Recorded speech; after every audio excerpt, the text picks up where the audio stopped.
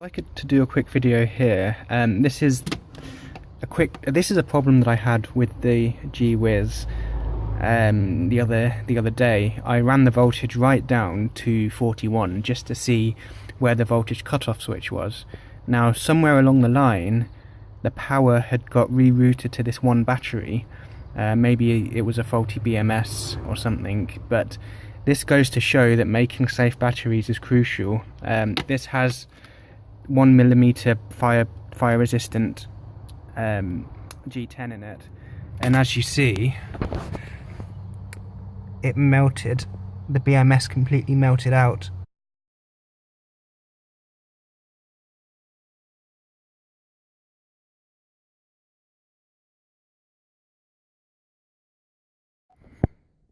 So here I have just completed the second distribution setup. I've added in the old one too, I've added these 35 amp fuses in light of what happened with the BMS on the damaged battery pack.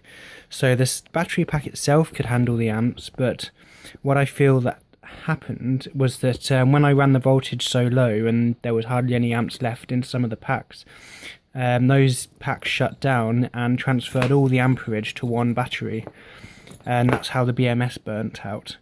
So I was quite lucky there, and I noticed it and took care of it. So doing it this way, I've got 35 amp fuses in there, which is the rated continuous for the BMS. So if there is any imbalance of power, it will just simply blow a fuse rather than cause any major issues.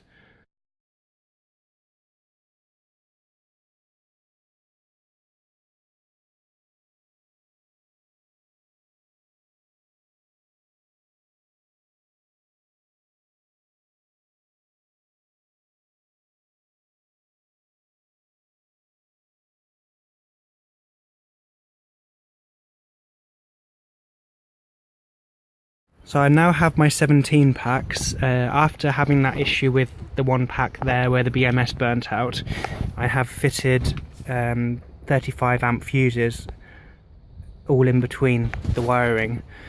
So it's still a bit messy at the minute. I haven't decided how I'm going to finish the setup, but it works for now.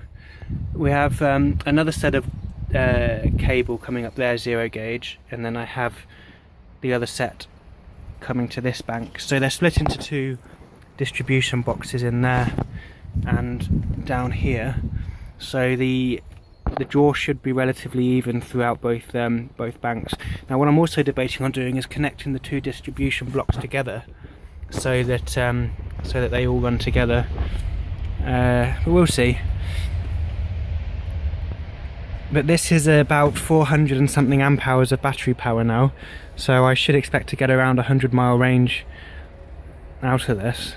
The reason why I've put the fuses in as well is because the battery pack that I blew the BMS on, I suspect that I ran the voltage down too low where some of the packs lost their capacity and put everything onto the one pack and burnt the BMS out.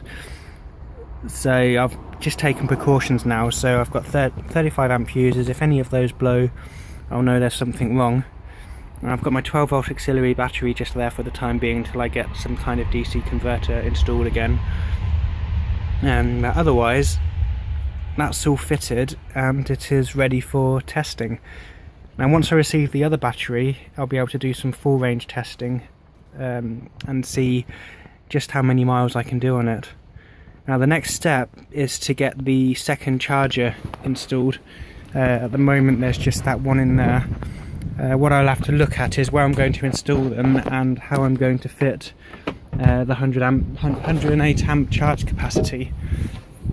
So there we go, bit of view from behind, and yeah, things are progressing nicely, and the next step also is to see if I can get the battery cover to fit over that.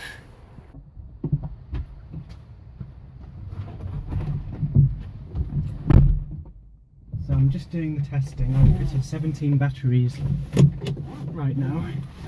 One of them is being repaired as mentioned earlier, and BMS burnt out, but I fitted the fuses so there shouldn't be any more issues. So here we go, the first test in a little while. So we're sitting at 54.1 volts charged at the moment. So we'll see how the drop is with 17 packs. Now the car's sitting much lower now since we've got more weight in here.